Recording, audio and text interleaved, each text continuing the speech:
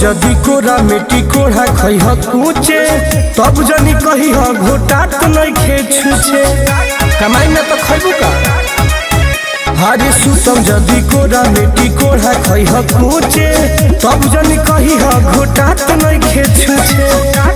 सुनो बेगावा उठोइलो दिलवा दुखोइलो लागता के देहिया में ताकत नइखे दिलवा लेके जब से गइल बड़ा दिलिया ई दिलवा तब से लागत नइखे दिलवा लेके जब से गइल बड़ा दिलिया ई दिलवा तब से लागत नइखे।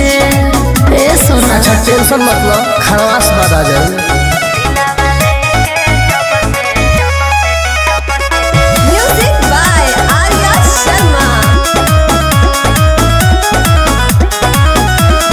अपन से खानावा बनावत होइबो राजा हाथ जारी जारी ना सुतत अकेले होइबो राजा जी बिछावना झारी झारी ना नीमक को रोटी पे काला पड़ जाई हो सब झमकावल तहर झर जाई हो।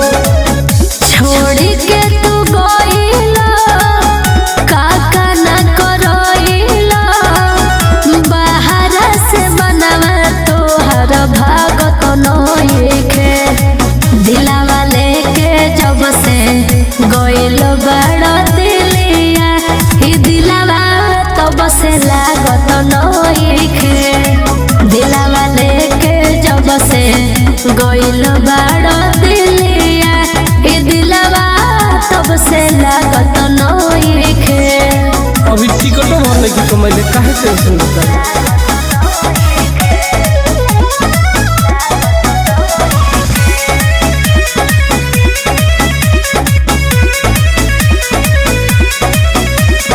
जवाना करे निया से गइल बहारवा राजा जी उहे धके आजा घरवा राजा जी मने कमाए ना देबू हमरा के। अरे घरे जदी बैठो न लजारी बदली हपटा में 7 गुना साड़ी बदली।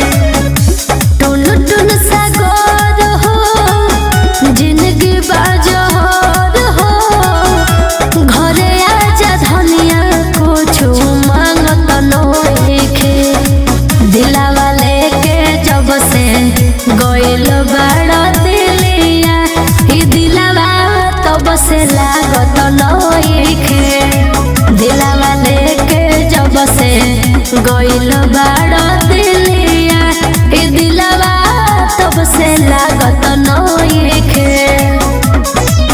अच्छा आओ तनी।